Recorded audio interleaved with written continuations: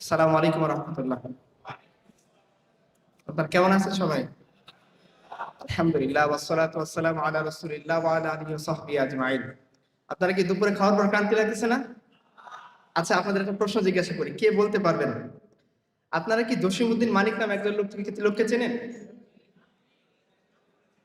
কে শুনছেন? কে শুনছেন? আপনারা আপনাদের ভার্সিটির একজন বিখ্যাত লোকের কথা বলতেছি, জানার দরকার ছিল না? বলেন, কে জানেন? যে বলতে পারবেন তার জন্য হাদিয়ার ব্যবস্থা থাকবে। সেঞ্চুরি করছেন তাই না? কিসে সেঞ্চুরি করছিলেন? আচ্ছা, এটা একদিকে মানে খুব হাসি লাগে বা হাস্যকর বিষয় মনে হয়, অপর পৃষ্ঠে চিন্তা করেন তো যে এবং সে আপনাদের ভার্সিটির ছাত্র, সে যে সেঞ্চুরি করছিল তাকে সেঞ্চুরি মানিক বলা হয়। তো এই সেঞ্চুরির মধ্যে মুসলিম বোনরাও ছিলেন, যাদের সাথে সেই সেঞ্চুরির প্রোগ্রামে অংশ নিয়েছে। আপনাদের একটা রিপোর্টের কথা বলি, সেটা ডেইলি স্টারে প্রকাশিত হয়েছিল 1998 সালে। হ্যাঁ, 26 সেপ্টেম্বরের মধ্যে। সেখানে বলা হচ্ছিল যে 20 জন জাহাঙ্গীরনগর ইউনিভার্সিটির মেয়ে ধর্ষণের শিকার এবং 300 জনের বেশি তারা সেক্সুয়ালি অ্যাবিউজড হয়েছিল। এরা কি আমাদের আপনাদের পরিবার থেকে উঠে আসা মানুষ ছিল না মেয়েরা? নাকি হিন্দুস্তান থেকে এখানে পড়তে আসছিল, না পাকিস্তান থেকে পড়তে আসছিল, না আফগানিস্তান থেকে? আমাদেরই মেয়ে ছিল না? হ্যাঁ, এখানে হয়তো বলতে পারবেন যে 300 জনের মধ্যে হয়তো কোনো বিধর্মী ছিল, আমাদের জমিনের মেয়ে তো, আমাদের জমিনের না? এই যে মেয়েগুলো যে আসছে আমাদের পরিবারের মেয়ে না? আমাদেরই কোনো বোন, আমাদেরই কোনো খালা, আমাদেরই কোনো আত্মীয় স্বজনের মেয়ে। একবার রাসূলুল্লাহ সাল্লাল্লাহু আলাইহি ওয়াসাল্লামের কাছে এসে একজন যুবক বয়সী একজন বলতেছিল, ইয়া রাসূলুল্লাহ, আমাকে আপনি জেনার অনুমতি দেন। তো অন্যান্য সাহাবীরা ভাবছেন যে এটাকে পিটায় সুদা করে ফেলবেন, যে বেটা তুমি শরীয়ত প্রণেতার কাছে এসে বলতেছো জেনার অনুমতি। তো রাসূল সাল্লাল্লাহু আলাইহি ওয়াসাল্লাম তাদেরকে সরাই দিয়েছেন যে ওকে আসতে দাও, আমার সাথে কথা বলো। তো আল্লাহ রাসূলকে বলছেন, ইয়া রাসূলুল্লাহ, আমার খুব ইচ্ছা করতেছে জেনা করবো, আমাকে একটু জেনার অনুমতি দেন। রাসূলুল্লাহ সাল্লাল্লাহু আলাইহি ওয়াসাল্লাম তাকে বলতেছেন, আচ্ছা তুমি যে জেনা করবা, এই জেনা যার সাথে করবা সে কি কারো বোন হতে পারে না? বলছে, হ্যাঁ তা তো অবশ্যই পারে। তাহলে বলো তো, তুমি কি তোমার বোনের সাথে জেনা করবা? বলছে, ছি ছি ছি, আপনি এটা কি বলতেছেন যে আমি আমার বোনের সাথে কিভাবে জেনা করব? বলছে, আল্লাহ রাসূল বলছেন পরবর্তী প্রশ্ন, আচ্ছা যার সাথে জেনার ইরাদা করছো, ইচ্ছা করছো, সে কি কারো ফুপু হতে পারে না? বলছে, তা তো অবশ্যই পারে। বলছে, তুমি কি তোমার ফুপুর সাথে জেনা করবা? বলছে, ইয়া রাসূলুল্লাহ, এটা কিভাবে সম্ভব যে একজন মানুষ তার ফুপির সাথে জেনা করবে? বলছে, দেখো ওই মহিলাটি কি কারো খালা হতে পারে না? বলছে, হ্যাঁ তা তো হতেই পারে। তখন বলছেন, তুমি কি তোমার খালার সাথে কখনো জেনা করবা? বলছে, ইয়া রাসূলুল্লাহ, এটা কিভাবে সম্ভব যে একজন মানুষ তার খালার সাথে জেনা করবে? তখন রাসূলুল্লাহ সাল্লাল্লাহু আলাইহি ওয়াসাল্লাম বলতেছেন, আরে তুমি যে জিনার ইরাদা করছো সে কারো বোন, কারো মা, কারো খালা, কারো ফুপু, কারো চাচি। তুমি তো তোমার বোনের সাথে, তোমার মার সাথে, খালার সাথে, চাচির সাথে জিনা করবে না। তাহলে তুমি কিভাবে ইরাদা করছো যে তুমি অপরজনের বোন, অপরজনের খালা, অপরজনের ফুপু, অপরজনের চাচির সাথে তুমি জিনা করবা? তো যে মেয়েগুলো এই সমস্ত লম্পটদের লালসার শিকার হয়েছে, ম্যাক্সিমামই কি আপনি মনে করেন যে খুব মানে তারা হাসতে হাসতে বিছানায় চলে গেছে? আমরা খবরে মাঝে মাঝে পড়ি যে পদ পদবি বাগানোর জন্য বিভিন্ন মেয়েরা নেতাদের বেড়ে যায় বা যেতে বাধ্য হয়, এরকম আপনারা ফেসবুকে দেখছেন। এগুলো অহরহ হয়, ওপেন সিক্রেট। এরকম না যে ধরা যাবে না, বলা যাবে না, ছোঁয়া যাবে না, কথা, ব্যাপারটা এরকম না। সবাই আমরা পড়ে অভ্যস্ত, দেখে অভ্যস্ত, সোশ্যাল মিডিয়াতে, প্রিন্ট, ইলেকট্রনিক মিডিয়াতে এগুলো আসে। এই যে মেয়েগুলো যায়, সবাই কি উইলিংলি যায়? ব্যাপারটা এরকম না, উইলিংলি যায় না। পরিবেশটা এমন, যেহেতু আমরা সবাই এখানে ভার্সিটি স্টুডেন্টস, আমরা সবাই জানেন পরিবেশটা এরকম যে আপনি যদি ভার্সিটিতে সার্ভাইভ করতে চান আর আপনি যদি দিনদার না হন, আপনাকে অনেক কিছুতে ছাড় দিতে বাধ্য করা হবে। তার মধ্যে একটা হচ্ছে আপনার সম্ভ্রম।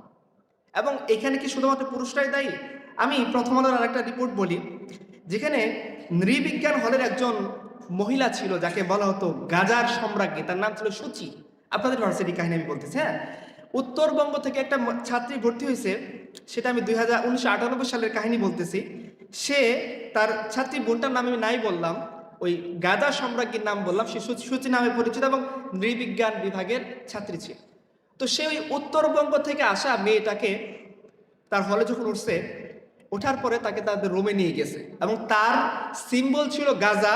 তার রোমের সামনে গাজার গাছ লাগানো থাকে। প্রথম আলোর রিপোর্ট, আমার না, আমাকে বেঁধে রাখেন, চাইলে আমি প্রথম আলোর মতিকে জিজ্ঞাসা করতে পারেন যে রিপোর্ট ঠিক কিনা। আচ্ছা, তো গাজা ছিল তার সিম্বল, এটা তার রোমের সামনে রাখা থাকতো এবং তাকে সবাই গাজা সম্রাজ্ঞী নামে চিনত। সে রোমে রোমে মেয়েদের হলে গাজার বিজনেস করত। তো এই সূচি ওই যে সিরাজগঞ্জের মফস্বল থেকে আসা একটা নারী, সে ভর্তি হয়েছে মাত্র ফার্স্ট ইয়ারে। আর আপনারা যারা এখানে সবাই মোটামুটি ফার্স্ট ইয়ার পার করে আসছেন হয়তো বাবা আছেন, যে ফার্স্ট ইয়ার একটা নার্ভাসনেস কাজ করে প্রচুর। এত বড় একটা ইনস্টিটিউশনে আসলাম, এত বড় প্রতিষ্ঠান সাধারণত ভার্সিটি ছাড়া কখনো হয় না। হাই স্কুলগুলা এত বড় থাকে না, এত ছাত্র থাকে না, এত মানুষ থাকে না, এত টিচার থাকে না, এত পেরেশানিও থাকে না। তো সেও একটা মফস্বলের মেয়ে, অত দুনিয়া দেখে সে অভ্যস্ত না, অত মানুষ, অত টিচার, অত কালচারাল প্রোগ্রাম, অত বিশাল বিল্ডিং দেখে সে অভ্যস্ত না। সেও আসছে ভার্সিটিতে ভর্তি হইতে, জাহাঙ্গীরনগর বাংলাদেশের অন্যতম বৃহৎ একটা ইউনিভার্সিটি। সে অনেক স্বপ্ন নিয়ে ভার্সিটিতে আসছে, শিক্ষার আলো সে নিজের জীবনে জ্বালবে, সমাজের জীবনে জ্বালবে, ইত্যাদি ইত্যাদি ইত্যাদি। সে ওই গাদা সম্রাজ্ঞী সূচির ভাগে পড়ছে এবং সূচি তাকে টার্গেট করছে। তাকে রুমে নিয়ে যাওয়া হয়েছে। রুমে নিয়ে যে সমস্ত প্রশ্ন আপনারা সম্মুখীন হয়ে আসছেন বা আপনাদের বড় ভাইরা হয়ে আসছে, কতজনের সাথে তুমি শুয়েছ, প্রথম প্রশ্ন এটাই ছিল। তো সে বলতেছিল যে আমি তো মফস্বলের মেয়ে, আমি তো এগুলোতে অভ্যস্ত নেই, ইউজ টু নেই, এটা তো আমাদের কালচার না, আমাদের পিতামাতা আমাদেরকে শেখাইছেন যে জেনা ব্যভিচার এগুলো থেকে দূরে থাকার জন্য, এগুলো আমি কেন করতে যাব। এই কথা শুনে গাদা সম্রাজ্ঞীর যে আরো তার চেলা চামুন্ডা মহিলা, সে একটা মহিলা বা অন্যান্য মহিলা, মেয়েদের হলের কাহিনী, তারা হাসাহাসি শুরু করছে। এরপরে এই ঘটনার শেষ হচ্ছে এইভাবে, 4-5 জন মিলে সিরাজগঞ্জের মফস্বল থেকে উঠে আসা মেয়েটার কাপড় খুলে ফেলছে। খুলে তার বিভিন্ন অঙ্গ নিয়ে তারা মুখ করতেছে, যোগ করতেছে, ভিডিও করতেছে, আর ওই মেয়েটা কাতরাচ্ছে, চিৎকার করতেছে। কিন্তু তাকে বলা হচ্ছে যে তুমি যদি আমাদের এই প্রসেস, আমাদের ডিমান্ড ফুলফিল না করো, এই হলে তুমি থাকতে পারবে না। আচ্ছা, আমি আমাদের সময়কার একটা কাহিনী বলি। আমাদের সময় আমি যখন ভর্তি পরীক্ষা দিলাম, ম্যাথ ডিপার্টমেন্টে একটা ছেলে ফার্স্ট হইল। রেজাল্ট তো জাহাঙ্গীরনগরে ইনস্ট্যান্ট পাওয়া যায় না, দিনে দিনে রেজাল্ট পাওয়া যায়। আমাদের সময় ছিল এরকম, বিভাগগুলো আলাদা আলাদাভাবে পরীক্ষা হইতো, রেজাল্ট ইনস্ট্যান্ট পেয়ে যাওয়া যাইতো, হলে থাকতে একটা রেজাল্ট দিয়ে দিত। আচ্ছা, তো ওই ছেলেটা তখন হলেই ছিল এবং সে ফার্স্ট হয়েছে, সবাই জানতো। তাকে পুকুরের মধ্যে রাতের বেলা চুবিয়ে রাখা হলো, এতটুকু বুক পরিমাণ পুকুরের মধ্যে। ছেলেটা এত বেশি নার্ভাস হলো, এত বেশি পেরেশানির মধ্যে পড়লো যে সে শেষ পর্যন্ত ভর্তি হবে না এই সিদ্ধান্ত নিয়ে চলে গেল।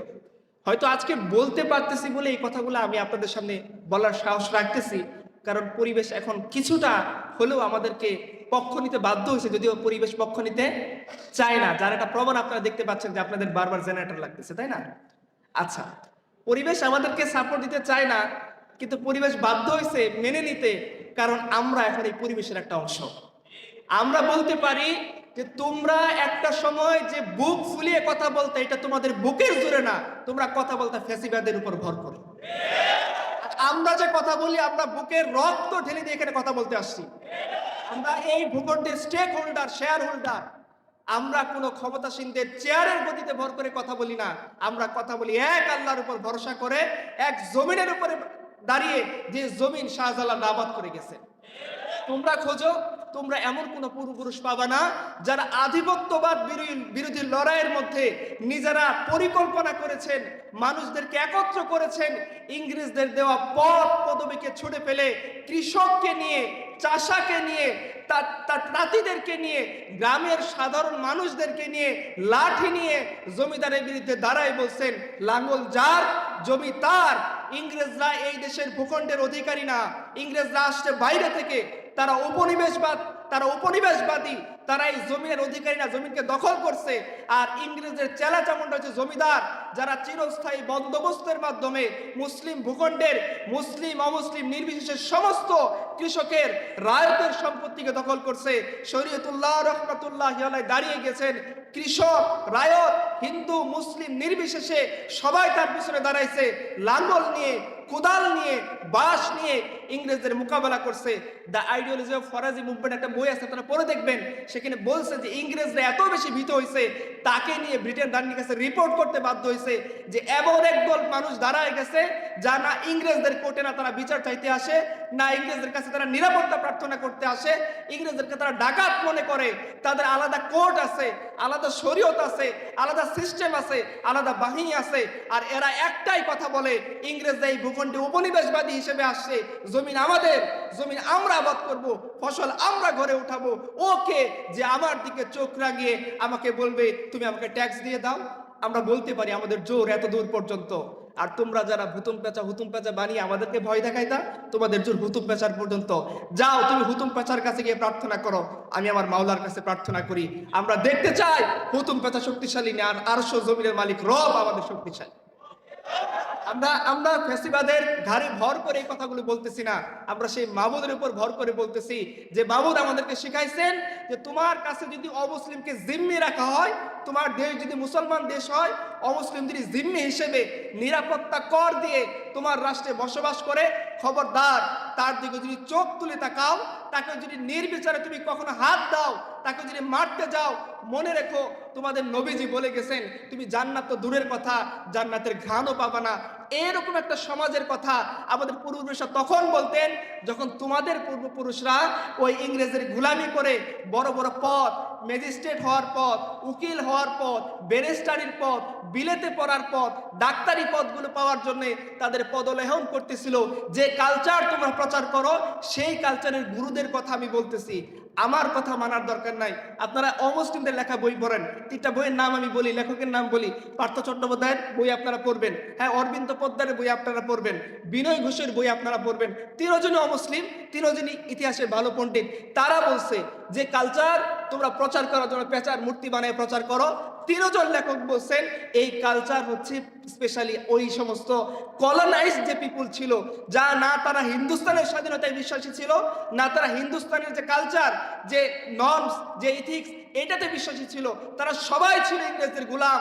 আর এই গোলামির কালচার দিয়ে তারা এই বাংলার উপর চাপিয়ে আধিপত্যবাদকে তারা লং টার্ম সময় ধরে প্রচার করার জন্য যে একটা নীল নকশা ইংরেজ রাখছিল, এটা সবাই ছিল সেই নীল নকশার প্রত্যেকটাই তাবেদার। তোমরা ওই তাবেদারি করে সারা জীবন নিজেদের বুক ফুলিয়ে কৃষক রায়তদেরকে অত্যাচার করেছো। আর তোমরা সেই তাবেদারি করে এখন তোমরা এই সাধারণ ছাত্রদের দিকে চোখ তুলে তাকাও, সাধারণ ছাত্রদেরকে সিটের ভয় দেখাও। একজন মফস্বল থেকে আসা মেয়ে, তাকে নিয়ে তোমরা উলঙ্গ করে তার বিরুদ্ধে কথা বলে তাকে অপবাদ দিয়ে হল ছাড়া করার পরিকল্পনা করো। আমরা বুঝতে পারি না তোমরা কাপুরুষ কতখানি? আমাদের কাপুরুষতার সংস্কৃতি নেই, আমরা সত্য বলি, আমরা সত্যের অনুসারী। হ্যাঁ, ভুল হতে পারে পার্সোনাল জীবনে, কিন্তু আমরা মিথ্যা বাতিলের উপর ভর করে আসি না যে 5 বছর পরে আমার চিন্তা করতে হয় আমার পোস্টটা থাকবে কিনা। 5 বছর পরে আমাকে চিন্তা করতে, আমার রোম তালাবদ্ধ করে কেউ আমাকে রিজাইন দিতে বাধ্য করবে কিনা। না, আল্লাহ তাআলার উপর ভরসা আমরা করি যে আল্লাহ আমাদেরকে অমুসলিমদের নিরাপত্তা দেওয়া শিখাইছেন, যদি সেটা ইসলামিক রাষ্ট্র হয়। আমাদের নবীজি শিখাই গেছেন যে মুসলিম রাষ্ট্রে বসবাসকারী, ইসলামিক রাষ্ট্রে বসবাসকারী কোন হিন্দুদের উপর, কোন বিধর্মীর উপর কেউ যদি আক্রমণ করে, যদি জিজিয়া দিয়ে সে থাকে, যে জিম্মি হয়, আল্লাহ রাসূল বলছেন আমি কিয়ামত দিন আমি নিজে তার বিরুদ্ধে মামলা দায়ের করব। আমরা নিরাপত্তা বিশ্বাস করি যদি সে সত্যি নিরাপত্তা কামনা করে, যদি সে নিরাপত্তা কর দিয়ে আমাদের সঙ্গে অবস্থান করে। আর তোমরা এমন একটা সমাজ বানাইছো যে সমাজের দাওয়াত আমাদেরকে দাও, যে সমাজের মধ্যে তোমারই ঘর থেকে উঠে আসা কোনো নারী, তোমারই ফুপির কোনো নারী, তোমারই খালার বংশের কোনো নারী, সে যখন এখানে আসে ফার্স্ট ইয়ারে তোমরা এক একজনকে ধরে ধরে বলো এটা অমুক ভাইয়ের ভাগে, ওটা তমুক ভাইয়ের ভাগে, ওইটা আমার, এর দিকে কারো নজর দিবে না। জুনিয়রদেরকে তোমরা এই কথা বলো। আর আমরা বলি আমাদের পূর্বপুরুষরা শিখাই গেছেন, তারা শিখাই গেছেন একজন নারী তোমার সামনে দিয়ে চলে যাবে, খবরদার তার দিকে চোখ তুলে তাকাবে না। যদি চোখ কখনো পড়ে যায় আল্লাহর কাছে ইস্তেগফার করো, তোমার পাপ হয়েছে, গুনাহ হয়েছে, কেন তুমি বেগানা নারীর দিকে তাকাইছো? হ্যাঁ, প্রথমবার ইস্তেগফার করবা, আল্লাহ তোমাকে মাফ করে দিবেন। দ্বিতীয়বার যদি তাকাও তোমার আর মাফ নাই। তুমি যে সমাজের কথা বলো হুতুম পেঁচা ভুতুম পেঁচার সমাজ, সে সমাজ একজন নারীকে এতটা অনিরাপদ করে দেয়, সে রাত্রির বেলা বাইরে বের হতে কি হয়, ভয় পায়। আর আমাদের যে সমাজ, সে সমাজের মধ্যে এমন সমাজ রচিত হয়, সে হীরা থেকে, ইয়েমেন থেকে, সানা থেকে, হাদারা মাউত থেকে সে একাকী উটের উপর চড়ে হজ করতে আসে, আর সে আল্লাহ ছাড়া কাউকে ভয় করে না। আমরা এই সমাজের কথা বলি, এরকম না যে ঠিক আছে ইসলাম যদি চলে আসে তাহলে ইসলাম এসে সব বন্ধ করে দিবে, মেয়েরা পড়াশোনা করতে পারবে, মেয়েরা এর চেয়ে ভালো নিরাপদ পরিবেশে পড়াশোনা করবে। আমরা দেখছি এই যে আজকে একটা ঘটনা দেখলাম রাঙ্গামাটিতে, একজন বোন পরীক্ষা দিতে গেছে, তাকে প্রিন্সিপাল পরীক্ষা দিতে দেয়নি, হ্যারাসমেন্ট করছে, সে কেন নেকাব খুলতেছে না। তার আগে পরে সবাই বলতেছে সে আমাদের ক্লাসের মেয়ে, তাকে কেন আপনি এইভাবে হ্যারাসমেন্ট করবেন। প্রিন্সিপাল তাকে পরীক্ষা দিতে দেয় নাই, তাকে বের করে দিছে। বোন বারবার বলতেছিল আমি 3 মাসের প্রেগনেন্ট, আমার এর আগে 2টা বাচ্চা মিসক্যারেজ হয়েছে, আপনি আমাকে এভাবে হ্যারাসমেন্ট করেন না। কিন্তু তারা সেটা মানেনি। তোমরা এমন একটা সমাজের কথা বলো যে সমাজ একদিকে হুতুম পেঁচার কাছে গিয়ে নিরাপত্তা কামনা করে, ওই সমাজের পুরুষরা এসে তোমাদের পহেলা বৈশাখের মধ্যে এসে একটা মেয়ের কাপড় টেনে ছিঁড়ে খুলে ফেলে, তাকে ভিডিও করে, এইরকম সমাজ। আর আমরা এমন সমাজের কথা বলি, বৈরু কাইনুকার বাজারে যখন আমাদের বোন গেছে ইহুদি, তাকে তার স্বার্থ চরিতার্থ করার জন্য বোনের বুরকাকে দড়ির সাথে বেঁধে দিছে, তিনি উঠার সময় সেটা খুলে গেছে, তার সতর উন্মুক্ত হয়ে গেছে। ওইখানের বাজারে ছিল মুসলমান, যে বোনের এরকম নির্যাতন দেখে সে সহ্য করতে পারেনি, সে এক রূপে ওই ইহুদির কাল্লা ওইখানে দ্বিখণ্ডিত করে দিছে। এইটার নাম গায়রত, এটাকে বলে গায়রত। আর তোমরা পর্দার আড়ালে একটা বেগানা, একটা অসহায় মফস্বল থেকে উঠে আসা নারীকে পদের লোভ দেখিয়ে, তাকে পদ পদবীর পোস্টের লোভ দেখিয়ে, তাকে একটা সিটের লোভ দেখিয়ে তোমরা যে ভক্ষণ করে, এটা কাপুরুষতা। আমরা যে নিরাপত্তা, আর তোমরা এদেরকে ভোগ্য পণ্য হিসেবে ব্যবহার করতে স্বাচ্ছন্দ্য বোধ করো, তোমরা তুলে দাও, ভাগাভাগি করে নাও। আর আমরা বলি এ তার স্বামীর জন্য আল্লাহ তাকে নিয়োজিত করছেন, কোনো পুরুষের ক্ষমতা নাই। আমরা জীবিত থাকবো, আমাদের বোনের দিকে কেউ চোখ তুলে তাকাবে। মোহাম্মদ ইবনে কাসেম কেন আসছিল? বোনের নিরাপত্তার জন্য আসছিল। বাংলার সুলতানরা কি করেছেন? মুসলিমদেরকে, অমুসলিমদেরকে ঘর ঘর তারা নিরাপত্তা দিয়েছেন। আজকে আমরা দাঙ্গা দেখেন, হামলা দেখেন, কখন দেখেন সব দাঙ্গা। দীনেশ চন্দ্র সেন বলছে যে সমস্ত দাঙ্গা হয়েছে ইংরেজদের আমলে। বাংলার সুলতানরা যখন ছিল, না হিন্দু মুসলমানের মধ্যে দাঙ্গা লাগছে, না মুসলমান হিন্দুর মধ্যে দাঙ্গা লাগছে। কারণ মুসলমানরা জানে যে এই সালতানাতের মধ্যে, ইসলামী ভূখণ্ডের মধ্যে অমুসলিমরা হচ্ছে জিম্মি, তারা জিম্মি কর দিবে আমাদেরকে, আমরা তাদেরকে নিরাপত্তা দিব। তাদের মেয়ের দিকে তাকাবো তো দূরের কথা, তাদের মেয়ে কিভাবে নিরাপদ থাকে। সম্রাট জাহাঙ্গীরের একটা কাহিনী বলে আমরা বিরতিতে চলে যাই। তার আমলে একটা বুড়ি আসলো, এসে বলতেছে যে আমাকে প্রত্যেক দিন রাতের বেলা কে জানি এসে খুব ডিস্টার্ব করে। রাতের বেলা আমি আমার নাতিকে নিয়ে থাকি, তার পিতা তো দূরে ব্যবসায় চলে গেছে, বাসায় ঘরে আর কেউ নাই, আমি খুব অনিরাপত্তা ফিল করি, আমাকে একটা ব্যবস্থা করে দেন। সম্রাট শাহজাহান তিনি বলছেন ঠিক আছে যাও, পরদিন রাতে আমি আসতেছি দেখার জন্য কি ঘটে। উনি গেছেন, গিয়ে দেখেন সেই বদমাশটা আবার দরজায় ঠক ঠক করতেছে। সম্রাট শাহজাহান দরজা খুলে বলছেন তুমি তাকে ভেতরে ঢোকাও। ভেতরে ঢোকানোর সাথে সাথে তাকে বলছে তুমি লাইট নিভাও। সে কুপি বাতি নিভিয়ে দিছে। এরপর সম্রাট শাহজাহান তার কল্লাকে দ্বিখণ্ডিত করে বলছেন এইবার তুমি বাতি জ্বালাও। বাতি জ্বালানোর পর দেখা গেল তিনি সুবহানাল্লাহ বললেন। বুড়ি জিজ্ঞাসা করলো সম্রাট আপনি কেন বাতি বন্ধ করতে বললেন, কেন আবার এই দৃশ্য থেকে সুবহানাল্লাহ বললেন? বলছে বুড়িয়া শোনো, আমি মনে করছিলাম যে আমার সাম্রাজ্যের মধ্যে আমার ছেলে ছাড়া কেউ তো এরকম সাহস করবে না যে একজন বেগানা নারীর দিকে, নিষ্পাপ নারীর দিকে, পবিত্র নারীর দিকে সে জেনা করার জন্য তার দরজায় এসে ঠকঠক করবে। এটা তো আমার ছেলে ছাড়া সম্ভব না, এত বড় স্পর্ধা কার হবে? এই জন্য আমি যখন আসছি তোমাকে বলছি তুমি তাকে ঘরে ঢুকিয়ে আগে বন্দি করো, এরপরে লাইট নিভাও, যাতে আমি তাকে কতল করার সময় যদি আমার ছেলেও হয় তাকে কতল করতে আমার দিল না কাঁপে। এই জন্য বলছি লাইট নিভাও। লাইট নিভানোর উপর কতল করে দেখি যে না এটা আমার ছেলে না। তখন আমি আল্লাহর শুকরিয়া আদায় করলাম যে আল্লাহ আমার ঘরে এমন কুলাঙ্গারে জন্ম দেন নাই যে একজন বেগানা নারী ইজ্জতের জন্য তার দরজায় গিয়ে ঠক ঠক ঠক ঠক করবে। এই আমাদের সমাজ। আর তোমাদের সমাজ ভুতুম পেঁচার সমাজ। তোমাদের সমাজ এই সমস্ত কলকির সমাজ। তোমাদের সমাজ গাজার সমাজ, যে সমাজের নারী ভোগ্যপণ্য, যে সমাজের নারী ব্যবসায়িক পণ্য। এক টাকার শ্যাম্পু থেকে নিয়ে তোমার লাখ টাকার গাড়ি পর্যন্ত একজন নারীর দেহকে সামনে রাখো। এই বিশ্রী মন মানসিকতা আমাদের সমাজের মধ্যে নেই। আমাদের সমাজের নারীরা পবিত্র। আর তারা দায়িত্ব পালন করবে কেন? নারীর সমস্ত দায়িত্ব যে পুরুষরা পালন করে সেটা আমাদের সমাজ। আর তোমরা নিজেরা ঘরে বসে বাচ্চা পালো, অপর তোমার বউকে বসের চা ট্রে দিয়ে বসের রুমে পাঠিয়ে দাও। এরকম বেগারক সমাজ ইসলাম আমাদেরকে দেয় না। এজন্য আমরা যে সমাজের কথা বলি বুক ফুলিয়ে বলি, কারণ এই সমাজ এমন কোনো কিছু দেয় না যে সমাজ প্রত্যেকটা মানুষকে অনিরাপদ করে দেয়। এই সমাজ এমন কিছু দেয় না একটা সিটের জন্য যে তার ছোট ভাইকে এক বালতি পানি দিয়ে, একটা সিপি বোতলের সিপি দিয়ে বলে এই বালতিতে কতটুকু পানি আছে সারা রাত মাপো। যে এই সমাজ ম্যাচের কাঠি ধরিয়ে দিয়ে একটা বাচ্চাকে, ফার্স্ট ইয়ারের বাচ্চাকে বলে না যাও এই মাওলানা ভাসানী হলের আয়তন কতটুকু, এটা মেসেজ সিপি দিয়ে তুমি মেপে আসো। এরকম অসংখ্য বর্গ ইতর সমাজ, ইতর ইউনিভার্সিটি মুসলিম মা তৈরি করেনি। মুসলিম মা তৈরি করছে এমন ইউনিভার্সিটি, তার নারীরা পড়তে আসবে, নারী শিক্ষিকার কাছে পড়বে, এই মহিলা ইজ্জত আবরু নিয়ে রাস্তা দিয়ে নিরাপদে তার বাড়িতে ফিরে যাবে। আর কেউ যদি চোখ তুলে তাকায়, মুসলিম মার গায়রতমান যুবকরা তার চোখকে উপরে ফেলবে। ইনশাআল্লাহ আমরা আসরের বিরতির পর ইনশাআল্লাহ আবার কথা বলবো। 4টায় যেহেতু নামাজ, ইনশাআল্লাহ আপনারা নামাজ পড়ে আমরা ইনশাআল্লাহ আল্লাহ চাইতো আবার ইনশাআল্লাহ কথা বলবো। আসসালামু আলাইকুম ওয়া রাহমাতুল্লাহ। এক চেহারা বারবার দেখতে ভালো লাগে না, আমি আসতে চাচ্ছিলাম না। আচ্ছা আচ্ছা, ঠিক আছে।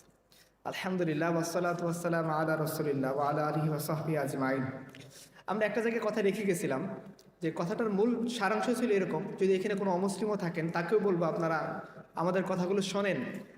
কারণ আসলে আলটিমেট ধরেন বর্ণ বৈষম্য, শ্রেণী বৈষম্য, এটা ইসলামের মধ্যে একেবারেই নেই।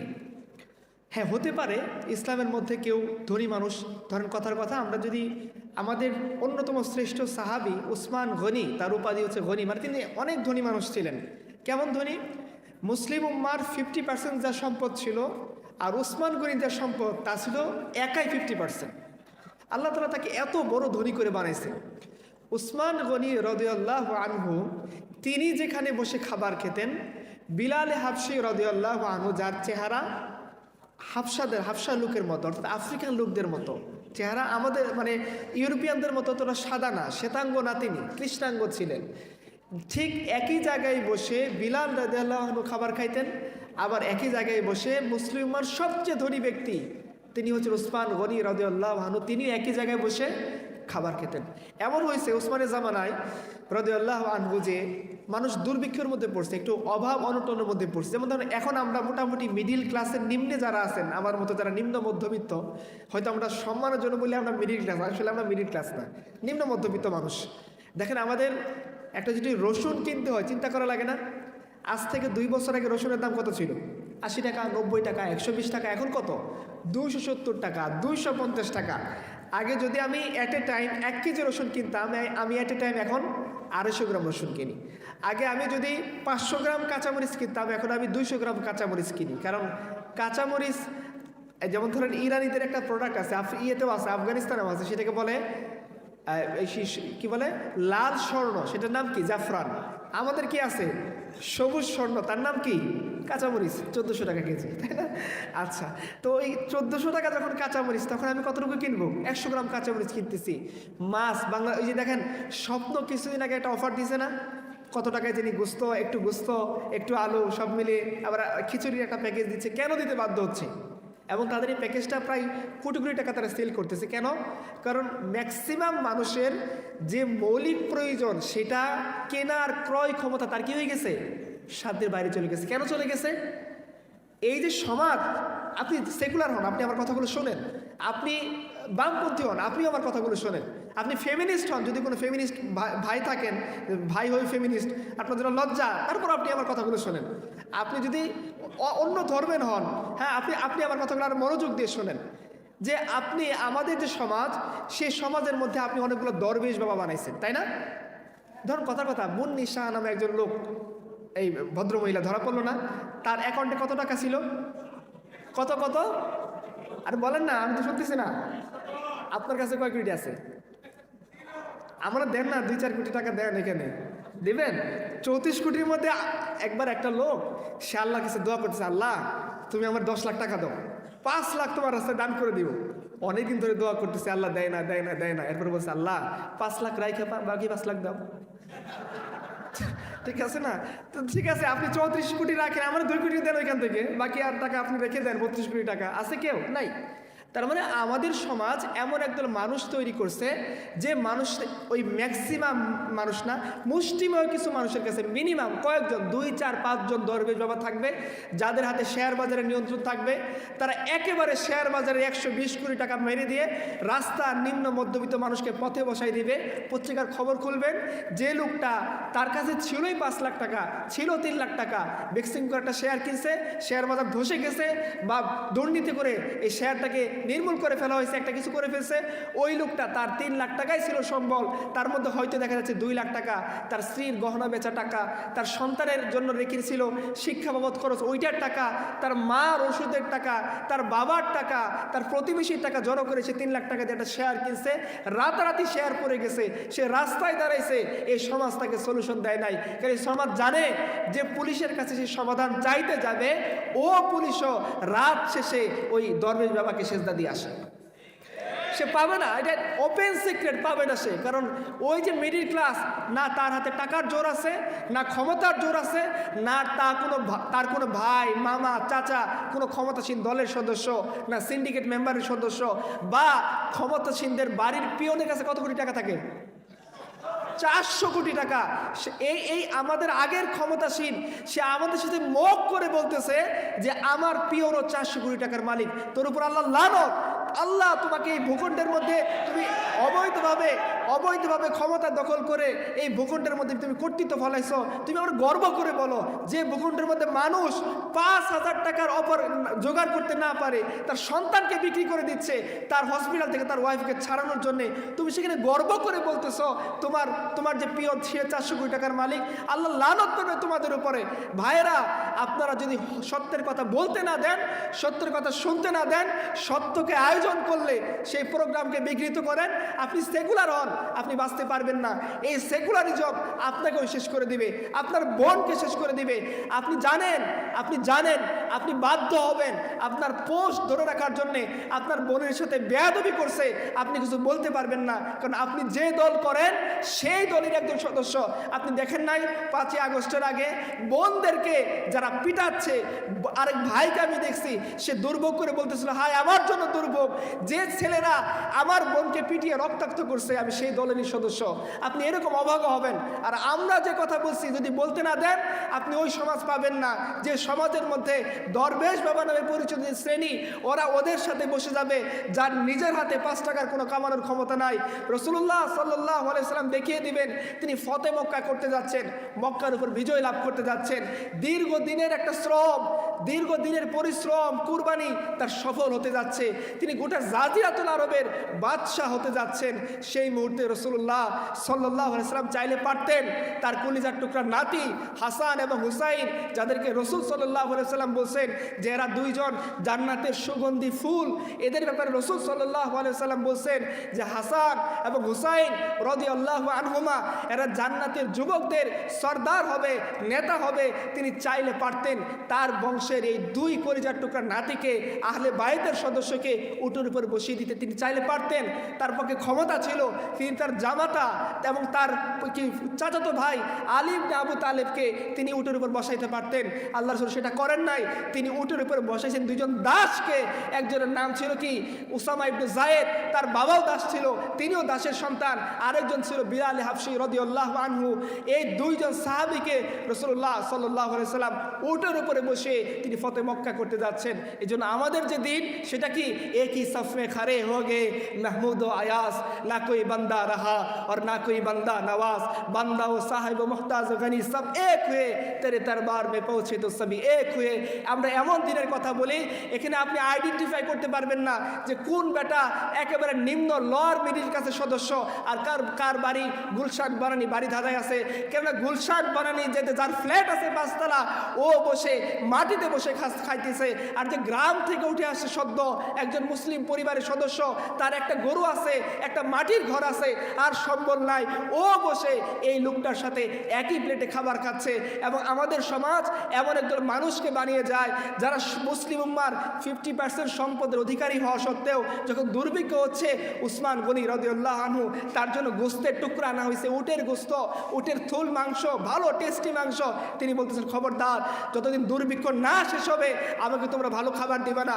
যেদিন আমার সাধারণ জনতা এই ধরনের খাবার খাওয়ার যোগ্যতা অর্জন করবে, ওই দিন প্রতিদিন আমি গিয়ে এই ধরনের খাবার খাবো, নিয়ে যাও আমার জন্য নিয়ে আসো শুকনা রুটি, আমার জন্য নিয়ে আসো সামান্য একটু চর্বি, ওই গন্ধযুক্ত চর্বি আর শুকনা রুটি দিয়ে আমি ওসমান ততদিন খাবো যতদিন পর্যন্ত আমার রাজত্বের মধ্যে, আমার খিলাফতের মধ্যে একটা সাধারণ মানুষ যতদিন পর্যন্ত এরকম খাবার না খাইতে পারবে ততদিন আমি খাবো না, এই খাবারকে নিয়ে যাও।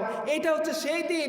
আপনার দিন দরবেশ বাবাদের বানাবে, যারা শেয়ার বাজার থেকে টাকা মারবে, যারা ব্যাংক থেকে টাকা লুট করবে, গোটা ব্যাংককে আস্ত গিলে খাবে, গোটা দেশকে বিক্রি করে দিবে, গোটা দেশকে তাবেদার রাষ্ট্র বানাবে, গোটা দেশের মধ্যে স্বাধীনতা সার্বভৌমত্বকে বিঘ্নিত করে অপর দেশের ট্রেনকে এই দেশের বুক চিরে চলতে তারা সাহায্য করবে।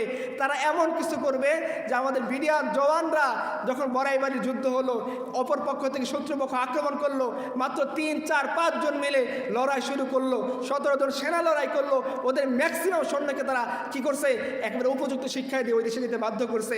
যে বিডিআর প্রধান ওই সময় নেতৃত্ব দিয়েছিল তাকে স্বেচ্ছায় অবসরে বাধ্য করা হয়েছে। কাদের নির্দেশে? আপনারা এরকম সমাজ তৈরি করবেন, বলবেন স্বাধীনতা সার্বভৌমত্বের কথা, আর হুজুরদেরকে দুষবেন যে হুজুররা স্বাধীনতা সার্বভৌমত্বে বিশ্বাস করে না। এই চুক্তি কি হুজুররা করছে? এই ট্রেন যে আমাদের দেশ দিয়ে যাবে চুক্তি কারা করছে? হুজুররা করছে? এই চুক্তি আপনারা করছেন। আর আপনারা যদি মনে করেন যে না সমাজ এইভাবে চলুক, তাহলে সমাজ এইভাবে চললে ওইটা হবে যেটা আপনারা চান না। আর যেটা চান সেটা যদি হতে দিতে চান, এই প্রোগ্রাম হইতে দিতে হবে, এই ভাইদেরকে কাজ করতে দিতে হবে, ন্যায় আদল ইনসাফের কথা বলতে হবে। মনে রাখবেন সম্মানিত ভিসি যিনি আছেন, আপনি বিপদে বললে এই ভাইরা এগিয়ে যাবে। আর আপনি যদি দিনের কথা বলতে না দেন, আদল এবং ইনসাফের কথা বলতে না দেন, মনে রাখবেন এটা ওপেন সিক্রেট। আপনিও জানেন, কারণ আপনিও ভার্সিটি স্টুডেন্ট ছিলেন, আমরাও ভার্সিটি স্টুডেন্টস। আমরা জানি একটা সেমিস্টার শেষ হওয়ার পর এমন নিকৃষ্ট গালি তার টিচারকে লক্ষ্য করে দেয়, ওই গালি শুনে টিচারের বমি আসবে। আপনি যদি চান এটা পরিবর্তন হোক, আপনার ভাইদেরকে কাজ করতে দিবেন। কারণ ভাইয়েরা এমন আদর্শ সমাজের কথা বলবে, আপনারা পড়ছেন না ছোটবেলায় শিক্ষাগুরুর মর্যাদা কবিতা, বাদশাহ গিয়ে দেখে তার সন্তান শিক্ষকের জন্য অজুর পানি ঢেলে দিচ্ছে। বাদশাহ আলমগীর খবর দিয়েছে যে শিক্ষক আপনি আমার দরবারে আসেন। শিক্ষক দরবারে গেছে, যাওয়ার আগে তার মনে হচ্ছে না জানি আমার কত বড় ভয়, শাহজাদাকে দিয়ে আমি অজুর পানির জন্য তাকে আমি ইউজ করছি, সে পানি ঢালতেছিল, আমি অজু করছি, হয়তোবা বাদশাহ আমার কল্লা ফেলে দিবে। বাদশাহ সম্রাট আওরঙ্গজেব রহমতুল্লাহ দরবারে শিক্ষক গেছে, তার ছেলের শিক্ষক বলতেছে, হে মহান শিক্ষক আপনি এটা কি করছেন? বলছে কি করছি? বলছে আমার ছেলেকে আপনি উপযুক্ত শিক্ষা দেন নাই। বলছে কেন বাবা? বলছে আমার ছেলেকে যদি উপযুক্ত শিক্ষা দিতেন তাহলে সে আপনার পা ধোয়াই দিত। আমরা এরকম, আমরা আপনাদের কারো বিরোধিতা করি না, আমরা ন্যায় এবং ইনসাফের কথা বলি। যে সম্মান আপনার চেয়ারে আপনি উপযুক্তভাবে আদল এবং ইনসাফের আলোকে পান, সেটা আপনাকে নিশ্চিত করবে এই হুজুররা। ঠিক তেমনিভাবে কেউ যদি জুলুম করে, সেই জুলুমের কালো হাতও ভেঙে দেবে ইনশাল্লাহ এই হুজুররা। যদি কোনো বনের দিকে সে আসুক সিরাজগঞ্জ থেকে, আসুক দিনাজপুর থেকে, আসুক পঞ্চগড় থেকে, আসুক টেকনাফ থেকে, সে এই জমিনের নারী, সেই ভূখণ্ডের সন্তান, সে কালেমা পরে এখানে আসছে, সে আমার বোন। রাসূলুল্লাহ সাল্লাল্লাহু আলাইহি সাল্লাম বলছেন, মনে রেখো মুসলিম উম্মাহ একটি দেহের মতো, যেমন দেহের কোনো একটা জায়গায় আঘাত পেলে সারা দেহ সেই ব্যথা অনুভব করে, ঠিক তেমনিভাবে কোনো বোন যদি র্যাগের শিকার হয় কোনো হলে, আমি সেই ব্যথা অনুভব করি। কোনো ভাই যদি ফার্স্ট ইয়ারের কোনো ভাই মেন্টাল টর্চারের মধ্যে পড়ে, যাকে তারই কোনো বড় ভাই ইমিডিয়েট সিনিয়র প্যান্ট খুলাইতে বাধ্য করছে, ইমিডিয়েট সিনিয়র ম্যাচের কাঠি দিয়ে গোটা হল মাপতে বাধ্য করছে, পুকুরের মধ্যে সারা ডুবাই রাখছে, তাকে উলঙ্গ করে তাকে নৃত্য করতে বাধ্য করছে, মনে রাখো আমরা আদল ইনসাফের কথা বলি। কোনো ভার্সিটি স্টুডেন্ট এরকম হবে না, এমন জেনারেশন তৈরি হবে যে তারা বড় ভাই হয়েও ছোট ভাইয়ের কাপড় কেচে দিবে, বড় ভাই হয়েও ছোট ভাইয়ের ফাইলপত্র কেনার লোকেশন দেখায় দিবে, বড় ভাই হয়েও সে দেখিয়ে দিবে কোন জায়গায় সস্তায় খাবার পাওয়া যায়, কোন জায়গায় ভালো কিছু করা যায়, কোন টিচার ভালো পড়ায়, কোথায় গেলে উন্নতি হবে, কেরিয়ার কীভাবে ঠিক হবে। এইরকম একটা জেনারেশন গড়ে উঠবে। আপনারা যদি প্রোগ্রাম না হতে দেন, দিনী কাজ না করতে দেন, এমন জেনারেশন গড়ে উঠবে। আপনাদেরই জাহাঙ্গীরনগরের কাহিনী, গেটের ভিতরে টিচারকে খুন করে ফেলছে, আছেন আপনাদের কাহিনী না? এটা আপনারাই গড়ে তুলছেন, কারণ আপনারা শিক্ষাগুরুর মর্যাদা নামের কোনো চ্যাপ্টার পড়ান নাই, আপনারা শিখাইছেন কিভাবে প্রতিপক্ষকে ঘায়েল করতে হয়, কিভাবে কুৎসা রটাইতে হয়। আপনি ক্লাসের মধ্যে আরো 10 জন টিচারের নামে বদনাম করছেন। ও শিখছে যে একজন মানুষের বদনাম করা এইভাবে জায়েজ। আপনি আরেকজনকে অপমান করছেন, ও শিখছে আরেকজন মানুষকে অপমান করা জায়েজ। আপনি আরেকজনের নামে কুৎসা রটিয়ে আরেকজনকে হটিয়ে চেয়ার দখল করছেন, ও শিখছে যে এইভাবে চেয়ার দখল করা জায়েজ। আমার টিচার যদি আরেক টিচারকে সরিয়ে অবৈধভাবে চেয়ার দখল করতে পারে, আমিও সুযোগ পেলে ওই বেটার কল্লা ফেলে দিয়ে আমি আর চেয়ার দখল করবো। এটা তারা শিখছে। এটা আপনারা যদি এই কাজগুলো হতে না দেন, উম্মার শিক্ষা আপনি যদি না দেন যে আপনি টিচার, আপনিও মুসলিম উম্মার সদস্য, আপনার যে ছেলেটা শিখতে আসছে ও মুসলিম পরিবারের সদস্য, যে মেয়েটা পড়তে আসছে তাকে আপনি ভোগ্যপণ্য মনে করে তাকে আপনি টিচ করেন না, তার বোরকা খুলতে আপনি বাধ্য করেন না। মনে রাখবেন, একজন আছেন তিনি দেখতেছেন। আপনি কি মনে করছেন আপনার চাকরি শেষ হয়ে যাবে, আপনি একদিন রিটায়ারমেন্টে চলে যাবেন, এই ছেলেগুলো আপনাকে দেখলে থুতু দিবে, কারণ আপনি তাকে নীতি নৈতিকতা শিক্ষা দেননি। আর আপনি যদি ওই রকম শিক্ষাগুরু চান, ওই রকম টিচার চান যে আপনি অজু করতেছেন, সে দৌড়াই যাবে আমার স্যার অজু করতেছে, তাকে অজুর পানি ঢেলে দেয়, তার পাটাকে মুছিয়ে দেয়, মুছার শেষে একটা টিস্যু নিয়ে দেয় যে আমার স্যার অনেকদিন পর দেখা হয়েছে, সে বাইক থামাই দিছে, স্যার আপনি আমার একটা কোর্স নিয়েছিলেন, আমার মনে আছে, আমি অনেক উপকৃত হয়েছি, আপনার জন্য স্যার অনেক দোয়া রইল, আপনি আমার জন্য দোয়া করবেন। এই ট্রেডিশন যদি আপনারা দেখতে চান, এই ধরনের মানসিকতা যদি আপনাদের সন্তানদের মধ্যে তৈরি করতে চান, আপনাদেরকে ইসলামের কথা বলতে দিতে হবে। যারা হুতুম পেঁচা ভুতুম পেঁচা বানায়, তারা হুতুম পেঁচার উপর আঘাত আসলে কথা বলবে, আপনার সম্মানের উপর আঘাত আসলে তারা কোনো কথা বলবে না। তারা বরাদ্দ পাওয়ার জন্য পাগল হয়ে যাবে। আপনাকে যদি কেউ অন্যায়ভাবে ক্লাসের মধ্যে থাপ্পড় দেয়, আপনার চেম্বার বন্ধ করে কেউ যদি পিটিয়ে আপনাকে চলে যায়, আপনাকে যদি বাধ্যতামূলকভাবে অবৈধভাবে অবসর গ্রহণ করতে বাধ্য করলে, এই হুতুম পেঁচা ভুতুম পেঁচার অনুসারে কথা বলবে না। এদের যদি গাজার টাকা কমাই দেন তাহলে কথা বলবে।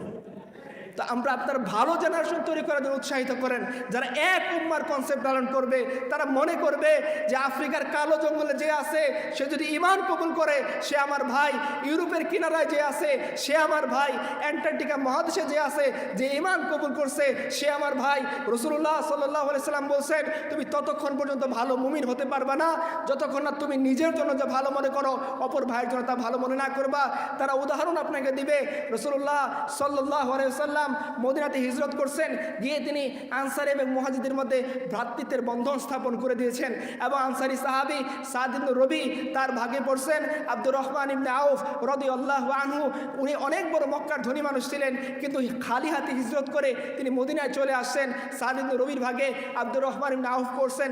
সাদ ইবনে রবি তাকে বাসায় নিয়ে গেছেন, প্রপোজাল দিচ্ছেন যে ভাই শুনে রাখো, আমি মদিনার সবচেয়ে বড় ধনী, তুমি যদি চাও আমার অর্ধেক সম্পদ তোমার নামে লিখে দেব, তুমি যদি চাও আমার একাধিক স্ত্রী আছে, যাকে পছন্দ করবা তালাক দিয়ে দিব, ইদ্যত পালন শেষ হলে তুমি তার সাথে বিয়ে করে নিবা, তুমি কি চাও?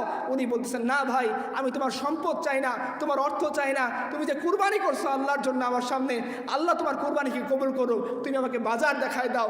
আব্দুর রহমান ইবনে আউফ বাজারে গেছেন, ব্যবসা করতে করতে মদিনার বৃত্তশালী, উনি মদিনাতেও গিয়ে বৃত্তশালী হয়ে উঠছেন। এই যে সমাজ আমাদেরকে উৎসাহ দেয়, তোমার টাকা আছে, মনে রেখো তুমি 10 তলায় উঠে বসে আছো, আর তোমার নিচতলায় বসে একজন বিধবা, সে তার সন্তানকে খাবার দিতে না পেরে রাতের বেলা দেহ বিক্রি করতে বাধ্য হচ্ছে, তুমি পরিপূর্ণ মুমিন হতে পারবে না। তুমি আরামে হলের মধ্যে সিটের মধ্যে বসে আছো, তোমার কোনো বোন সিটের অভাবে এই ধরনের দাসত্ব করতে বাধ্য হচ্ছে, তার কাপড় খুলে ফেলা হচ্ছে, তাকে নিয়ে মক করা হচ্ছে, তাকে তার টিচার অপমান করতেছে। যতক্ষণ এই বোনের দুঃখ তুমি অনুভব করতে না পারবা, তুমি পরিপূর্ণ মুমিন হতে পারবে না। তুমি মনে রেখো, তুমি ভালো রুমে আসো, 4 জনের রুমে গণরুমের মধ্যে যে ছেলেটা আছে তাকে উলঙ্গ করে সমকামিতায় লিপ্ত হইতে বাধ্য করা হয়েছে। প্রথম আলোর রিপোর্ট। এই ধরনের সমাজ তারা চাইবে না, তারা ফিল করবে। আর যতদিন ফিল না করতে পারবে যে যেখানে উলঙ্গ করে নাচানো হয়েছে সে আমার ভাই, যে বোনকে কষ্ট দেওয়া হয়েছে সে আমার বোন, যাকে সিট থেকে বঞ্চিত করা হয়েছে সেও আমার লোক, আমার রক্তের। এবং তারা জানে ওমর ইবনুল খাত্তাব তাদেরকে শিখিয়ে গিয়েছেন, কাবার দিকে তাকিয়ে তিনি বলেছেন, আরে কাবা তুমি অনেক বেশি দামি, কিন্তু মনে রেখো মুসলিম উম্মার রক্ত তোমার চেয়ে বেশি দামি। যে কাবাকে দেখলে আমরা আবেগ আপ্লুত হই, এই মুসলিম উম্মা যতক্ষণ পর্যন্ত মুসলমানের রক্ত অবৈধভাবে ঝরানো দেখে সেই পরিমাণ আবেগ আপ্লুত না হবে, তারা পরিপূর্ণ মুমিন হতে পারবে না। এটা এই দিনের শিক্ষা। এই দিন এমন ভ্রাতৃত্ববোধ তৈরি করবে।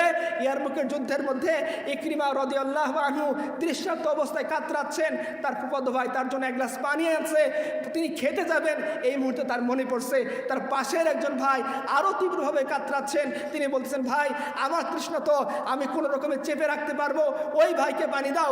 ওই ভাইয়ের কাছে নিয়ে গেছেন, ওই ভাইও ফিরাই দিয়েছেন। আমার 500 জন বেশি কাতরাচ্ছেন, তার কাছে পানি নিয়ে যাও। তার কাছে পানি নিয়ে গেছেন, জেনে দেখেন তিনি মারা গেছেন। দ্বিতীয় জনের কাছে ফিরে আসছেন, তিনিও মারা গেছেন, ইকরিমাও মারা গেছেন। এই দিন এমনভাবে শিক্ষা দিবে, নিজের তৃষ্ণা বুকে চেপে এই ভাই আরেক ভাইয়ের জন্য পানির গ্লাসকে এগিয়ে দেবে। নিজের কষ্টকে চেপে রেখে ও জানে ওর যে টাকা আছে সেটাতে পুরো মাস চলবে না, কিন্তু সে এও জানে আমার যে বন্ধু তার বাবা কৃষক, তার কোনো টিউশনই নাই, এই মাসে যদি ফি দিতে হয় তার পক্ষে সম্ভব না, তাকে অন্যায় করতে হবে। তাকে যদি পোস্ট পদবি বাগায় না নিতে পারে, একটা খারাপ কাজ না করতে পারে, সে টিউশন ফি ঢুকাইতে পারবে না। সে জানে এই কথা মনে করে সে তার মোবাইল বিক্রি করে দিছে, সে তার সম্পদ বিক্রি করে দিছে, তার এই ভাইকে সে উত্তরণ ঘটাতে সহযোগিতা করছে। এই ধরনের সমাজ একমাত্র ইসলাম দিতে পারে। ইসলাম উম্মাহ কনসেপ্ট দিয়ে পুরো পৃথিবীকে এক করে ফেলছে। তুমি থাকো আমেরিকায়, তুমি থাকো আফ্রিকায়, তুমি থাকো হিন্দুস্তানে, তুমি থাকো যে পৃথিবীর কোনায়, তুমি যদি আল্লাহর প্রতি ঈমান আনো, তুমি যদি রাসূলের প্রতি ঈমান আনো, তুমি এই মুসলিম উম্মার সদস্য। তোমার দুঃখে প্রত্যেকটা মুসলিম উম্মার সদস্য কাটবে, তোমার কষ্টে প্রত্যেকটা মুসলিম সদস্য কষ্ট পাবে। যদি কষ্ট না পায় তাহলে মনে রাখতে হবে তাদের বুকের মধ্যে যে ঈমানের বাড়ি ছিল, ঈমানের বিন্দু ছিল, সেটা নিঃশেষ হয়ে গেছে, ঈমান মিটে গেছে। এই সমাজ রাসূলুল্লাহ সাল্লাল্লাহু আলাইহি ওয়াসাল্লাম আমাদের শিক্ষা দিয়েছেন এবং তিনি ভ্রাতৃত্ববোধের এমন উদাহরণ দেখিয়েছেন। ওমর বলছেন, ওমর যে যদি ফুরাতের তীরে একটা কুকুরও না খেয়ে মারা যায়, আমি ওমর হবে আর জিম্মাদার। আর আমাদের সমাজের মধ্যে আমরা দেখি আমারই পাশের ভাই আমারই পাশের রুমে থাকে, সে সকালের খাবারটা বাঁচিয়ে তার টিউশন ফি রেডি করতেছে, তার শরীর হার্টডিসার হয়ে যাচ্ছে, তার মেন্টাল প্রেশার চলতেছে, বড় ভাইরা অনুমত টর্চার করতেছে। আমি ফিল করি না। মনে রাখবো যে আমাদেরকে এক আল্লাহর সামনে দাঁড়িয়ে হিসাব দিতে হবে। আল্লাহ বলবেন তোমার সামনে জুলুমের শিকার হয়েছিল অমুক ভাই, তুমি কেন তাকে নিবৃত্ত করো নাই? তুমি কি নবীজির হাদিস পড়ো নাই যে রাসূলুল্লাহ সাল্লাল্লাহু আলাইহি ওয়াসাল্লাম বলে গেছেন এক মুসলমান আরেক মুসলমানের উপর না জুলুম করতে পারবে, আর না সে জালিমকে সহযোগিতা করতে পারবে, জালিমকে সে থামাবে, মজলুমকে সে রক্ষা করবে। এটা মুসলমানের শিক্ষা তোমরা পড়ো নাই? এটাই ন্যায়, এটাই আদল, এটাই ইনসাফ। আমাদের আবু বকর বলছিলেন যে প্রত্যেকটা জালিম ততক্ষণ পর্যন্ত আমার কাছে দুর্বল যতক্ষণ তার হাত আমি কালো হাত না ভেঙে দিতে পারছি, প্রত্যেকটা মজলুম আমার কাছে ততক্ষণ শক্তিশালী যতক্ষণ তার অধিকার আমি ফিরে দিতে পারছি। এটা তো সেই উম্মতের শিক্ষা ছিল। যখন আমাদের সাথে রোমানদের যুদ্ধ হচ্ছে, রোমানদের বাদশা না পেরে চীনের বাদশার কাছে চিঠি লিখছে, আমাকে সাহায্য করো, কারণ আমি সৈন্য দিয়ে 3 লাখ সৈন্য দিয়ে এই বাহিনীর মোকাবেলা করতে পারতেছি না, আমাকে আরো ফোর্স পাঠিয়ে সাহায্য করো। চীনের সম্রাট জিজ্ঞাসা করছে, যাদের বিরুদ্ধে যুদ্ধ করতেছো তাদের কিছু অবস্থার বিবরণ আমার কাছে পেশ করো। চীনের সম্রাটকে পাল্টা চিঠি লিখছে রোমান সম্রাট। তাদের প্রধান বৈশিষ্ট্য হলো তাদের রাজপুত্র যদি অন্যায় করে তারা সেটার বিচার করে, আর তাদের সেনাপতি সাধারণ একজন সৈনিকের সাথে বসে একই টেবিলে খায়। তখন চীনের সম্রাট বলতেছিল যে রোমান সম্রাট শুনে রাখো, আমি এমন বাহিনী পাঠাইতে পারি যে বাহিনীর শুরু হবে তোমার রোমে, শেষ হবে আমার চীনে, কিন্তু আমি কখনোই এই ধরনের বাহিনী পাঠাবো না, কারণ যে জাতির বৈশিষ্ট্য তুমি বর্ণনা করছো সেই জাতির সাথে যুদ্ধ করে তোমরা বিজয় লাভ করতে পারবে না। কারণ যে জাতি এতটা আদল এবং ইনসাফ বজায় রাখে, এতটা ইনসাফ করে, তাদের যে রাষ্ট্রপ্রধান সেও মাটিতে বসে খায়, তাদের সেনাপতি সেও মাটিতে বসে খায়, তাদের লেফটেন্যান্ট কর্নেল সেও মাটিতে বসে খায়, সাধারণ একজন সোলজার সেও মাটিতে বসে খায়, তারা একই প্লেটে খাবার খায়, খাবারে কোনো পার্থক্য থাকে না। লেফটেন্যান্ট কর্নেল যদি শুকনো রুটি খায়, সাধারণ সোলজারও শুকনো রুটি খায়। লেফটেন্যান্ট কর্নেল যদি শুধু পানি খেয়ে তার ক্ষুধা নিবারণ করে, সাধারণ সোলজার সেও পানি খেয়ে ক্ষুধা নিবারণ করে। লেফটেন্যান্ট কর্নেল যে তাঁবুতে থাকে, সাধারণ সোলজার সেও তাঁবুতে থাকে। লেফটেন্যান্ট কর্নেলও রাতের বেলায় বাচ্চা শিশুর মতো আল্লাহর কাছে কাঁদে, তাদের সাধারণ সোলজার সেও বাচ্চা শিশুর মতো আল্লাহর কাছে কাঁদে। তাদের বৈশিষ্ট্য এটাই ন্যায়, এটাই আদল, এটাই ইনসাফ, এটাই আমাদের শিখাইছে ইসলাম। মুসলিম উম্মাহ ভ্রাতৃত্ববোধের মাধ্যমে তুমি অপর মানুষের কষ্ট সেভাবে অনুভব করবা যেভাবে নিজের কষ্টকে তুমি অনুভব করো, অপর মানুষকে সেভাবে তুমি প্রাধান্য দিবা যেভাবে তুমি নিজেকে প্রাধান্য দাও। আয়েশা রাদিয়াল্লাহু আনহা রোজা রাখা অবস্থায় তার ঘরে মাত্র একটা শুকনো রুটি, তার দাসী এবং তিনি দুজন ইফতার করবেন।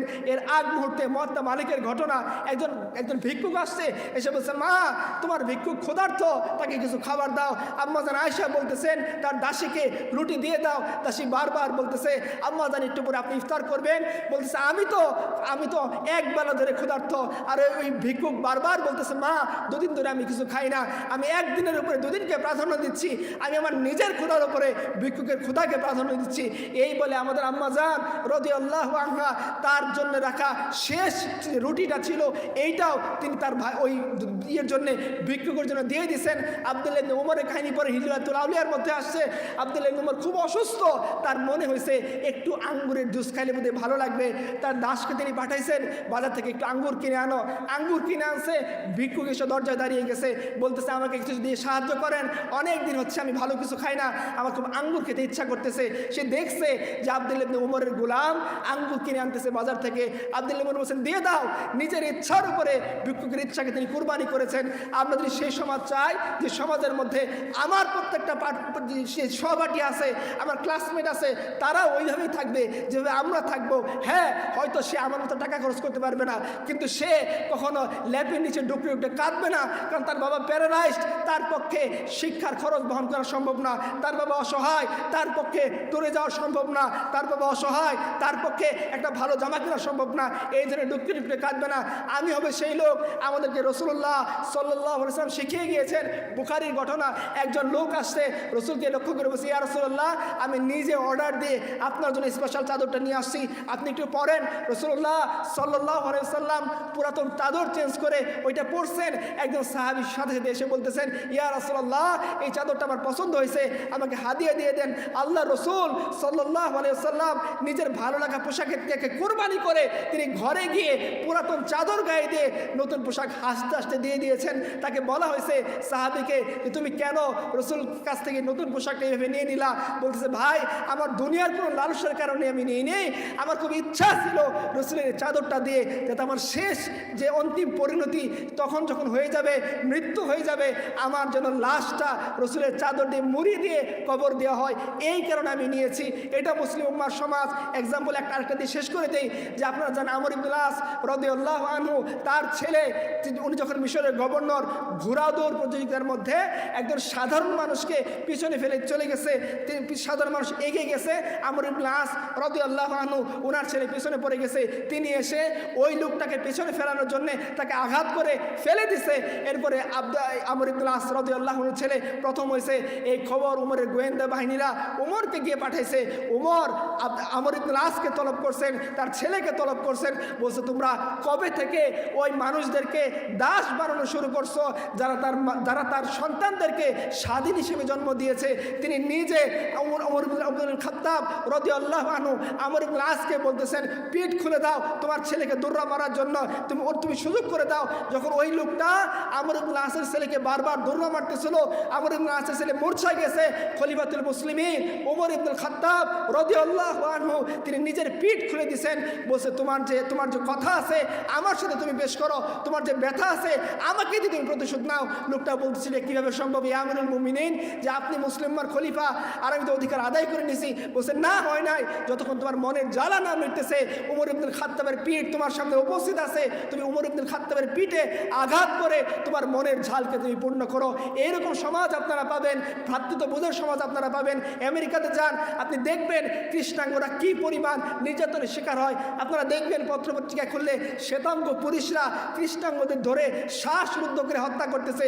শ্বেতাঙ্গরা সারা জীবন ভোটাধিকার ভোগ করছে। আমেরিকা স্বাধীন হওয়ার 200 বছর পরে কৃষ্ণাঙ্গদেরকে তারা ভোটাধিকারের স্বাধীনতা দিছে। যারা এটার জন্য আন্দোলন করছে সেই প্রেসিডেন্টকে তারা গুলি করে হত্যা করছে। এতটা তাদের ভিতরে ক্ষোভ, এতটা জাতীয়তাবাদ, আজও পর্যন্ত তারা দেখবেন যে কৃষ্ণাঙ্গদেরকে সহ্য করতে পারে না। কি পরিমাণ হিস্ট্রি পরে দেখেন, আফ্রিকা থেকে মিলিয়ন মিলিয়ন মানুষদেরকে ধরে বন্দি করে তারা নিয়ে ইউরোপকে আজকে বাগান বানাইছে, ইউরোপকে সৌন্দর্যমণ্ডিত করছে। রেড ইন্ডিয়ানদেরকে মেরে আমেরিকার যারা অরিজিনাল নেটিভ তাদেরকে মেরে কেটে নিঃশেষ করে দিয়ে সেই নিঃশেষিত কঙ্কালের উপরে তারা সভ্যতা স্থাপন করছে। ইসলাম এমনটা করেনি। ইসলাম এমন ভ্রাতৃত্ববোধের উদাহরণ দিছে, মানুষ মৃত্যুর আগে তার ভাইকে প্রাধান্য দিতে বাধ্য হয়েছে, মানুষ নিজে না খেয়ে অপর ভাইকে প্রাধান্য দিতে বাধ্য হয়েছে। উমর ইবনুল খাত্তাব নিজে না খেয়ে দুর্ভিক্ষের সময় তাকে সামনে যখন আনা হয়েছে ওটের গোস্ত উসমানের মতো, তিনি বলছেন না আমি কোনোদিন এই গোস্ত খাবো না, যতক্ষণ না আমার সাধারণ প্রজা সে যতক্ষণ এই গোস্ত না খাইতে পারবে। তাকে শুকনো রুটি দেওয়া হয়েছে, নরম তুলতুলে রুটির বদলে কাঠ খুঁটটা রুটি দেওয়া হয়েছে। তিনি বলছেন এটি আমি খাবো, কারণ আমার প্রজারা এখনো পর্যন্ত ওইভাবে সবাই এই নরম তুলতুলে রুটি আর রুটির সাথে হালুয়া খাওয়ার যোগ্যতা অর্জন করে নাই। নিয়ে আসো শুকনা রুটি, নিয়ে আসো সিরকা, সেই সিরকার সাথে মিশিয়ে ওমর ইবনুল খাত্তাব সাধারণ রুটি খাইছেন। এটাই না সমাজের ইনসাফ, যে শেখায় তোমার অপর ভাই যদি ক্ষুধার্ত থাকে তুমিও ক্ষুধার্ত থাকবা, অপর ভাই যদি কষ্ট থাকে তুমিও কষ্ট থাকবা, অপর ভাই যদি তোমাকে আলিঙ্গন করে তোমাকে চায় ভাই আমার সাহায্য দরকার, তুমি তাকে সাহায্য করবা, হাত বাড়িয়ে দিবা। আপনারা কি ভুলে গেছেন মুতাসিমের কথা? অনেক ভালো মানুষ তিনি, যে উমরের মতো সে কথা আমি বলতেছি না, কিন্তু তিনি পুরুষ ছিলেন। তাকে যখন ইয়ের মধ্যে ইউরোপিয়ানরা একজন মহিলা, মুসলিম মহিলাকে বন্দি করছে, মুসলিম মহিলা হাত বাড়িয়ে বলতেছে খবরদার আমার দিকে যদি তুমি চোখ তুলে তাকাও মুতাসিম আসবে, তার 17,000 সাদা করে ঘোড়া রেডি আছে, সে এসে ঠিক আক্রমণ করে আমাকে এখান থেকে উদ্ধার করে নিয়ে যাবে।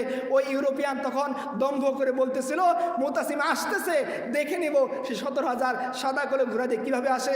ইতিহাসের কিতাব বলতেছে যখন মুতাসিমের কাছে এই খবর পৌঁছাইছে, মুতাসিম বলতেছে বোন তুমি ওই জালিমকে বলে দাও তোমার ভাই 17,000 সাদা করে ঘোড়া নিয়ে তোমাকে মুক্ত করার জন্য রওনা হয়ে গেছে।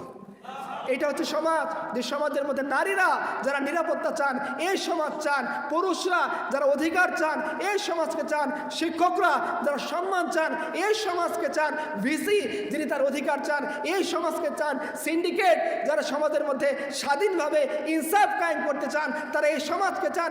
এই ছেলেদেরকে কাজ করতে দেন, এরা ইনশাল্লাহ আপনার কখনো আপনাকে লাঞ্ছিত করবে না, এরা ইনশাল্লাহ আপনার মেয়ের দিকে চোখ তুলে তাকাবে না, এরা ইনশাল্লাহ কোনো ধরনের দুর্নীতি করে টাকা খাওয়ার ধান্দায় অপর শিক্ষকের গলায় ছুরি চালিয়ে দেবে না, এরা আপনাদেরকে নিরাপত্তা দিবে, এরা সমাজকে নিরাপদ করবে, এরা জাহাঙ্গীরনগরকে নিরাপদ করবে। প্রত্যেকটা বোন তার অধিকার পাবে, প্রত্যেকটা ভাই ন্যায় ইনসাফ আদরের মধ্যে থাকবে, কেউ কারো দিকে চোখ রাঙাবে না, কেউ খাবে না। এই স্লোগান আপনারা দেন, কিন্তু নিজেরা গিয়ে বসে বসে ঠিকই অবৈধ সুবিধা নেওয়ার জন্য গোতাগতি করেন। এটা আমরা জানি, আমরা কোনো অবৈধ গোতাগতি করব না।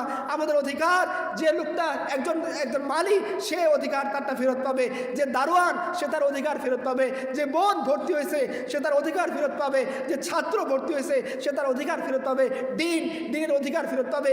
কেউ কারো উপর অযাচিত হস্তক্ষেপ করতে বাধ্য করবে না। এটা সেই সমাজের দিকে ডাকবে, সেই ভ্রাতৃত্ববোধের দিকে ডাকবে। এবং মোহাম্মদ আসাদ রহমতুল্লাহ বলছেন পশ্চিমের কাছে এখনো পর্যন্ত এমন কোনো আইডিয়া নেই যেটিতে গোটা পশ্চিমকে সে ঐক্যবদ্ধ করতে পারবে। মুসলিম উম্মার কাছে আছে ভ্রাতৃত্ববোধ, ভাই ভাইয়ের সম্পর্ক, উনি আমার ভাই, কালেমার ভাই, ইমানের ভাই, দিনের ভাই। আল্লাহ বলছেন ইন্নাল মুমিনুনা ইখওয়া, প্রত্যেকটা মুমিন অপর মুমিনের ভাই, প্রত্যেকটা মুমিনা অপর মুমিনের বোন। একটা নির্যাতিত বোন সে পৃথিবীর যে প্রান্তেই থাকুক আমি তাকে মুক্ত করার জন্য আমার দিল ছটফট করতে থাকবে। যে হলেই আমার কোনো বোন অপমানিত হোক, লাঞ্ছিত হোক, তার অধিকার ফিরিয়ে দেওয়ার জন্য আমার দিলের ভিতরে তামান্না কাজ করবে। এটা একমাত্র ইসলামের ভ্রাতৃত্ববোধই আমাদেরকে এনে দিবে। সেই সমাজ যদি আমরা না কায়েম করি তাহলে আমাকে খুব কষ্ট করে বলতে হচ্ছে যে সিরাজা হুয়া মিল্লাতে মুরহুম কা আফতার, अब तू ही बता तेरा मुसलमान किधर जाए, जो ओ लज्जत आशोब नहीं बहरे आरोप में पोशीदा जो है मुझ में ও তুফান কিধার যায়। ও মুসলিম উম্মাহ, যে কষ্টটা নিজের দিলের ভিতরে আছে কাকে দিব সেই কষ্ট? তুমি কিভাবে বুঝবা যে সিরাজগঞ্জ থেকে আসা ওই সাধারণ মফস্বলের মেয়েকে যখন উলঙ্গ করে তার দেহের বিকৃত অঙ্গভঙ্গি করা হয়, তাকে যখন খারাপ গালি শোনানো হয়, কয়টা বয়ফ্রেন্ডের সাথে রাত কাটাইছে এটা যখন জোর করে বলতে বাধ্য করা হয়, গণিতের ম্যাথের ডিপার্টমেন্টে ফার্স্ট হওয়া ছেলেটাকে যখন পুকুরে চুবাই রাখা হয়, যখন ভার্সিটির ফার্স্ট ইয়ারের ছেলেটাকে গণের মধ্যে মানসিক নির্যাতন করতে করতে এক প্রকার পাগল করে দেওয়া হয়, এদের দিলের মধ্যে কি পরিমাণ কষ্ট কাজ করে এটা আমি কাকে বোঝাবো? যে দিলের মধ্যে, আমার দিলের মধ্যে তুফান চলতেছে, এই তুফান আমি কাকে দিব? সমুদ্র তো পাচ্ছি না যে সমুদ্র এই তুফানটাকে ধারণ করতে পারে। এখন শুধু আল্লাহ রসুলকে বলতেছি, আপনি বলেন এই মুসলমান কোথায় যাবে? ছিন্ন বিচ্ছিন্ন হয়ে গেছে। আর তো বলতেছি আমরা এক, বলতেছি এক উম্মাহ, বলতেছি এক কোরআন, বলতেছি এক নবী, বলতেছি এক আল্লাহ, কিন্তু আমি অপর মুসলমানের দুঃখে দুঃখিত হই না, অপর ভাইয়ের দুঃখে দুঃখিত হই না। ও নামাজ পড়ে না, বাস বাদ দিয়ে দিছি, ও আমার ভাই। সে যদি কালেমাকে স্বীকার করে মাঝে মাঝে নামাজ পড়ে, বাদ দেয়, ও আমার ভাই। যে বোন পর্দা করতেছে না, বোনের পথে আছে, ও আমার বোন। আমি যতক্ষণ পর্যন্ত আসি বোনের অধিকার আমি আদায় করে দিব যদি সে মুরতাদ না হয়ে যায়। আমি যতক্ষণ পর্যন্ত আসি ভাইয়ের অধিকার আমি আদায় করে দিব যদি সে মুরতাদ না হয়, ইসলামকে চ্যুত না হয়ে যায়, ইসলামকে না ছেড়ে দেয়। যদি আমি এইভাবে এইভাবে মানুষের সামনে সলিউশন আকারে ইসলামকে উপস্থাপন করতে না পারি, মানুষ কখনোই আমার ইসলামকে অ্যাকসেপ্ট করবে না। মাক্কি জীবনের মধ্যে রাসূলুল্লাহ সাল্লাল্লাহু আলাইহি ওয়াসাল্লাম নির্যাতিত অবস্থায় ইরাশি গোত্রের একটা লোক আসছে, সে এসে বলতেছে যে আবু জেহেল আমার কাছ থেকে উট কিনছে, এখন সে উটের মূল্য পরিশোধ করতেছে না, আপনি আমার মূল্যটা পরিশোধ করে দেন। সমাজের সবাই বলতেছে মুহাম্মদের কাছে যাও, উনি একমাত্র সত্তা যিনি আবু জেহেলের মুখে দাঁড়িয়ে কথা বলে তোমার অধিকার আদায় করে দিতে পারবেন। চিন্তা করেন, রাসূলুল্লাহ সাল্লাল্লাহু আলাইহি সাল্লামের পলিটিক্যাল কোনো আশ্রয় নাই, অনেকটা পায়ের নিচে মাটি নাই এরকমটা, কিন্তু ওই অবস্থার মধ্যে তিনি ওই ইরাশি লোকটাকে নিয়ে গেছেন, আবু জেহেলের দরজায় নক করছেন, নক করে বলছেন আবু জেহেল এক্ষুনি তার অধিকার দিয়ে দে। আবু জেহেল ভয় পেয়ে ওই ইরাশি গোত্রের লোকের টাকা দিতে বাধ্য হয়েছে। এইটা ইসলাম, বয়ান করে বলা লাগবে না। এই ইরাশি গোত্রের লোকটাকে যদি আপনি বলেন আবু জেহেল ভার্সেস মুহাম্মদ তুমি কাকে চুজ করতে চাও, সে অবশ্যই বলবে আমি মুহাম্মদ রাসূলুল্লাহ সাল্লাল্লাহু আলাইহি সাল্লামকে চাই, যে আমার মতো একটা অজানা লোকের অধিকার আদায় করার জন্য সমাজের সবচেয়ে বড় জালিমের সামনে দাঁড়িয়ে সে বলতেছে যে তুমি তার অধিকার দিয়ে দাও। এটাই মুসলিমের বৈশিষ্ট্য, না মুंह छुपा के जिए ना सर झुका के जिए, सितमगरों की नजर से नजर मिला के जिए, अब एक रात अगर कम जिए तो इसमें हैरत क्यों, यही तो बहुत है कि हम शम्मा जला के जिए। সবাইকে ধন্যবাদ।